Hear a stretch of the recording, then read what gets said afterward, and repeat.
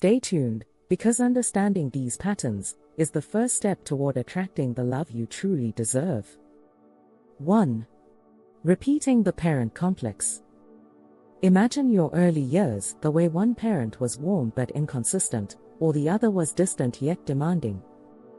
Jung called these parent complexes powerful imprints in your unconscious. Later, you find yourself drawn to people who mirror those childhood dynamics, seeking the approval you missed or the comfort you once feared. For example, Emma always chased partners who praised her unpredictably, echoing her mother's sporadic affection. Each time that praise vanished, Emma chased harder, subconsciously replaying the childhood game of earn the love. On a Jungian level, she was fueled by the hope of rewriting her early story, to finally win the love her mother withheld. Notice if you're drawn to similar personality traits, emotional unavailability, criticalness, or inconsistency, that echo your parents. By bringing these patterns into conscious view, you can choose partners based on who they are today, not who they remind you of from your past. 2. Shadow projection and attraction to what you deny. Jung's shadow is the hidden side of your psyche, traits you dislike or deny in yourself. Ironically, you often find these qualities magnetic in others, because attraction is a projection of what you've banished from your own self-image. Take Marcus, who judged himself for being indecisive, yet fell in love with Nina, whose every choice hesitated. He admired her openness to possibilities, unknowingly projecting his own insecurity as something charming in her. When conflict arose, Nina's flip-flops felt like betrayal, mirroring Marcus's self-criticism and triggering resentment. When a trait repels you in yourself but attracts you in others, that's shadow projection. Practice self-reflection, acknowledge those disowned parts, integrate them, and you'll stop magnetizing people who embody your blind spots. 3. The anima/animus pole. Jung described the anima in men and animus in women as unconscious archetypes of the opposite gender with an S. We're drawn to partners who fit these inner images, our internal blueprints for love. But when your anima or animus is undeveloped or skewed, you'll chase the wrong ideal. Consider David, whose unconscious anima was wounded by overbearing women in his family. He sought partners who were submissive, only to feel suffocated by perceived weakness and bore him. His anima's shadow drove him toward the wrong opposite, the mirror of an inner wound rather than a balanced counterpart.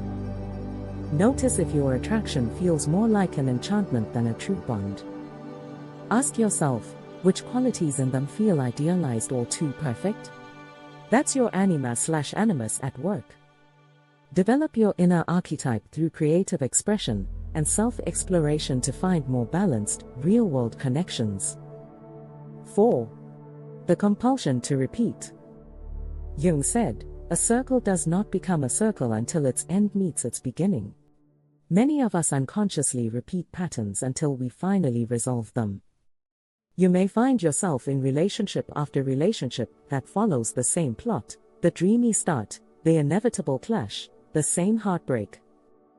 Take Sophia, who always fell for adventurous spirits, thrilling at first, but ultimately left fleeing overnight. By reenacting this cycle, she compelled her psyche to face the underlying fear of abandonment she'd never addressed. Each new partner was a new chance to break the pattern, yet until Sophia consciously intervened, she'd keep chasing that same excitement then lost narrative. Track your relationship history. Do the same dynamics repeat? Hot passion followed by cold distance, or nurturing care followed by smothering control? Write down the patterns, then consciously choose a different path, set new boundaries, seek out new types, and commit to breaking the loop. 5. Attraction to the forbidden or unavailable. Jung wrote about the puertanus and senex archetypes, the eternal youth craving freedom versus the mature guardian. Often, we chase what we can't have because it promises what we feel we lack: stability or excitement. If you grew up craving security, you might be drawn to the unavailable, because the chase itself feels safer than true intimacy. For example, Alex chased colleagues who were always just out of reach: the married barista, the too busy friend. The unavailability mirrored his fear of real commitment. The chase became a familiar dance, offering intensity without the vulnerability of genuine closeness. Notice if you're repeatedly drawn to people who aren't free to love you back. Ask, what am I really seeking, adventure or authentic partnership? Recognizing that allure allows you to shift your focus toward relationships where both partners are equally present and available. 6. The lure of shared unconscious complexes. Jung observed that two people can bond over a shared complex, a common wound or tension. You may feel an instant connection with someone who carries the same anger, family trauma, or self-doubt. That resonance can feel like soulmate energy, but without healing, it reinforces the complex rather than resolving it. Consider Jenna and Mark, who both carried deep distrust of authority. They gravitated toward each other, feeling seen in their rebellion. Yet their shared cynicism fueled endless arguments and mutual reinforcement of negative beliefs. Their bond grew toxic, echoing the very patterns they sought to escape. When your chemistry is intense but toxic, ask, are we feeding each other's wounds? Seek balance by bringing awareness to your shared complex, perhaps through joint therapy or reflective dialogue, so the relationship becomes a place of healing rather than mutual harm. 7. Ideals versus reality, the persona trap. Jung introduced the persona, the mask we wear in public. We often fall for someone based on their persona, the confident speaker, the caring soul, the high achiever. But when the mask slips and the true self emerges, disillusionment sets in, and the attraction evaporates. Lucy adored Ethan's charismatic leadership at work. He seemed fearless, unshakable. But at home, Ethan struggled with anxiety and self-doubt, and Lucy, unprepared for his real self, recoiled. She'd fallen for his public persona, not his person. Notice if you're idealizing someone based on limited glimpses, social media highlights, public achievements. Slow down the romance pace. Seek to know their vulnerabilities, day-to-day habits, and inner struggles before investing your heart fully. That way, your attraction aligns with reality, not a crafted image. 8. Integrating the unconscious to attract the right partner. All these patterns arise from parts of your psyche seeking resolution. Jung believed integration of the unconscious, bringing shadow, complexes, and archetypes into conscious awareness, is the path to true wholeness and healthier relationships. Practical steps: active imagination. Spend 5 minutes daily dialoguing with a symbol of your shadow or anima/animus. Ask what they need to feel seen. Dream journaling. Record and reflect on dreams that feature relationship themes. Your unconscious speaks through symbols.